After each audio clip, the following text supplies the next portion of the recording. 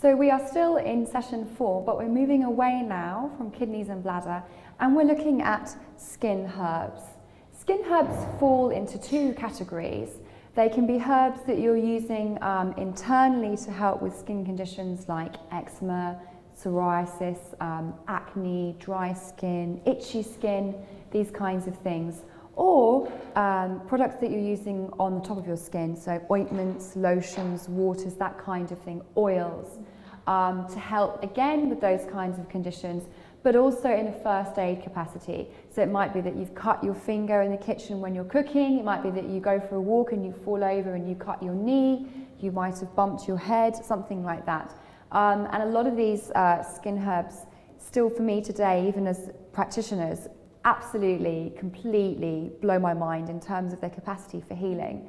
A lot of people are, they're used to using things, aren't they, from the pharmacy to put on kind of cuts and bruises, but we personally think that this stuff works much faster.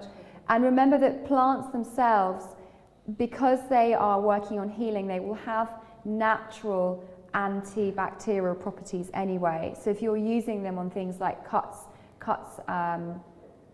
and sprains and bruises and all those kinds of things, if there's any kind of infection possibly there, it will also start working on that as well. So they actually have quite a lot of uses packed into one, whereas a conventional product, you might have to buy one thing that's for bruises or one thing that's for an infection. So they're very widespread. They multitask. They multitask, yeah.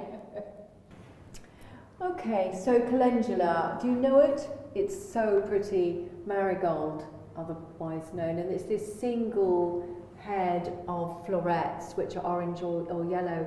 A point here, don't use because it's toxic the French marigold, which is called tagetes. Okay, you want calendula officinalis and it needs to look like this. It can be more orange, but it's this open shape, and it is proper calendula officinalis. A lot of it is grown commercially in Egypt, where you can get 3 or 4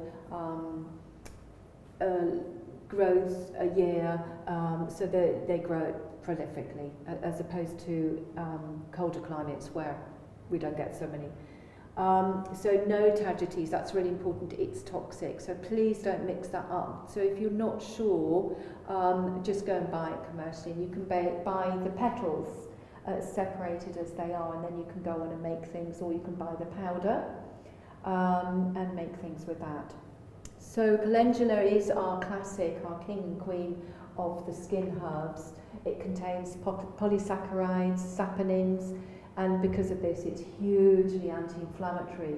So it brings down swelling immediately. When you bring down swelling and contusion, it allows healing, and in effect you need some inflammatory processes to heal, but too many, it gets in the way of blood supply and healing. So it brings that inflammation down and allows healing to settle in. So it's really good for anything from infections to rashes to eczema, all the things Lorna was talking about, all of them.